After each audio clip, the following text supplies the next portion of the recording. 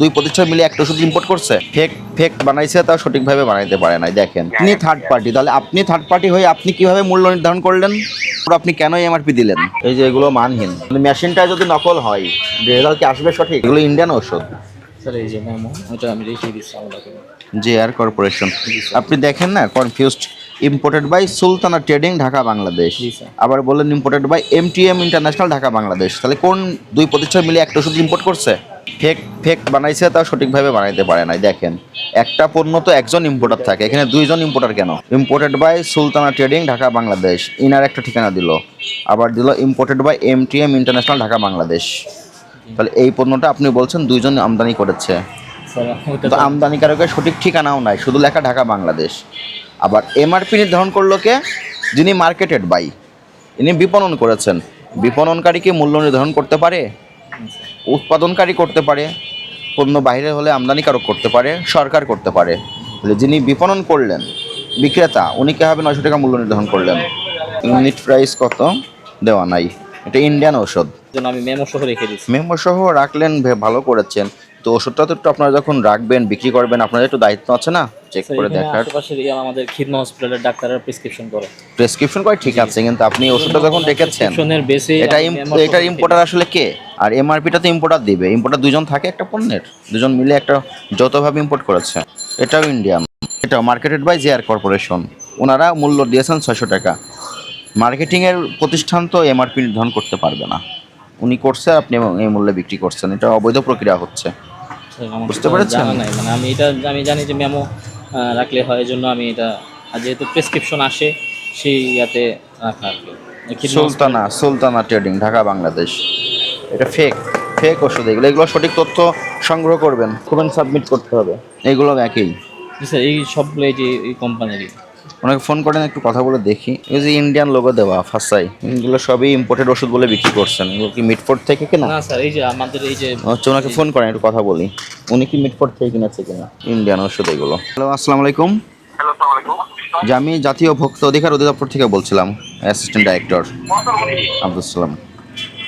আপনারা এনাদের এখানে কিছু ওষুধ সরবরাহ করেছেন, আপনারা কি ইম্পোর্টার না বিপণনকারী? আমি থার্ড পার্টি, আরেক পার্টি ইনপুট করে ওনার কাছ থেকে প্রোডাক্ট। আপনি থার্ড পার্টি, তাহলে আপনি থার্ড পার্টি হয়ে আপনি কিভাবে মূল্য নির্ধারণ করলেন? এটা ওনারা যেভাবে মূল্য এক করে ওটার উপরে এক করছি আর কি। না, এখানে তো লেখা আছে marketed by JR corporation, Dhaka 1209, MRP 800 টাকা। এই এমআরপি কি নির্ধারণ আপনি করতে পারেন আইনগতভাবে? এটা তো আমদানিকারক করবে। না, আমি পারি না, ওইটা ওই পার্টি করে, ওই পার্টি যে প্রাইসটা বলে ওই প্রাইসটা আমি লিখে রাখি। তাহলে আপনি কেন এমআরপি দিলেন? এটা দেবে ইম্পোর্টেড বাই সুলতানা ট্রেডিং, ওরা দিবে। আর একটা ইস্যু আছে, আপনার এই মেডিসিনটা ফ্লোরা জেড, ঠিক আছে, দুইজন ইম্পোর্টারের নাম ঠিকানা দেওয়া। এটা একটু বিষয়টা ক্লিয়ার করবেন।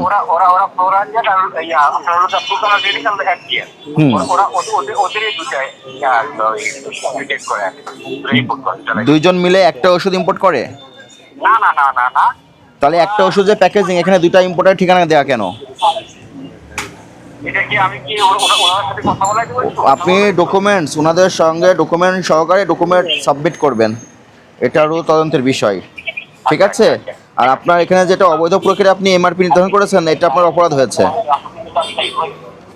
এবং আপনার অপরাধে দোকানদারও সহযোগিতা করেছে বিক্রয় করে। ঠিক আছে, বুঝতে তো পারলেন? উনি যে ভুল স্বীকার করলো, যেটা ওনার করার কথা না তা উনি করেছে। যিনি ইম্পোর্ট করেন উনি এমআরপি দিতে পারেন। 3জন ব্যক্তি বা প্রতিষ্ঠান এমআরপি নির্ধারণ করার এখতিয়ার আছে আইনগতভাবে। উৎপাদনকারী, পণ্য যদি বাইরে হয় তাহলে বাংলাদেশ উৎপাদনকারী নাই, যিনি আমদানি করেছেন উনি দিবেন, অথবা সরকার কর্তৃপক্ষ। বুঝতে পেরেছেন? জানা ছিল না, যেহেতু উনি সহ সব মেমো দিয়ে গেছে। আর ডাক্তারদেরও এটা প্রেসক্রিপশন। খুলেন দেখি। এই যে এগুলো মানহীন, এটা এখানে রাখছেন কেন? না, এটা এখানে রাখছি, ওইখানে লেখা আছে তো, আলাদা করে রাখছি। কি লেখা আছে? আলাদা কোথায় রাখলেন?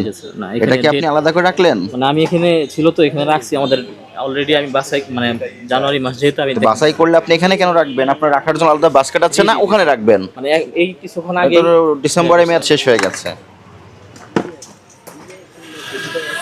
ডিসেম্বরে মেয়াদ শেষ হয়ে গেছে, বাছাই করে ড্রয়ারে রাখেন।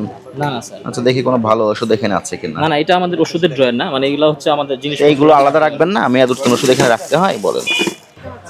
যেগুলো শুধু ঢাকা বাংলাদেশ লেখা থাকবে এগুলো মানহীন পণ্য, নিম্নমানের পণ্য, এই সমস্ত মানের নিম্নমানের পণ্যই সঠিক রিপোর্ট আসবে না। মেশিনটা যদি নকল হয় রেজাল্ট কি আসবে সঠিক বলেন? ঠিকানা দেখে কিনবেন।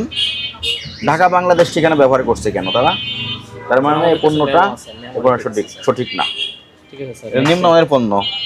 জানি শুধু মেমো হলে তো সেটা আপনার সেফগার্ড হলো, ভোক্তাদের সেফগার্ড কি তাহলে বলেন? স্যার আমরা যে জন্য তো এটা যদি ব্যবহার করার পরে কোনো ভোক্তা ক্ষতিগ্রস্ত হয়, সেখানে তো কোম্পানির নাম ঠিকানা থাকলে তো তাদের বিরুদ্ধে অভিযোগটা দিতে পারবে। তার তো অভিযোগ দেওয়ারও জায়গা রাখলেন না। আপনি মেমো রাখছেন আপনার জন্য, আপনার আইনগত স্যার, নিরাপত্তার আমাদের জন্য। যাতে ভোক্তাদের মানে জন্য আমরা কি যাতে করছেন? ওদেরকে আপনি কি ধরতে ভোক্তাদেরকে পারি। রসিদ দেন? জি, ওষুধ বিক্রি হলে রসিদ দেন? যারা চায় তাদেরকে দেই আর যারা কি। চায় তাদেরকে দেন। তার ব্যবসা রিলেটেড যে আইন আপনার জন্য প্রয়োজন সেগুলো আপনাকে জানতে হবে। জানেন না বলে অপরাধ হয়ে যাবে, এটার কোনো আইনে প্রতিকার নেই আসলে। ঠিক আছে, তা আপনি অপরাধ স্বীকার করেছেন, তার মানে আপনার সংশোধন হওয়ার ইচ্ছা আছে। আপনাকে আজকে আমরা সতর্কতামূলক 10,000 টাকা আর্থিক জরিমানা করলাম এবং ভবিষ্যতে এ ধরনের অপরাধ থেকে নিবৃত্ত থাকতে হবে। ঠিক আছে?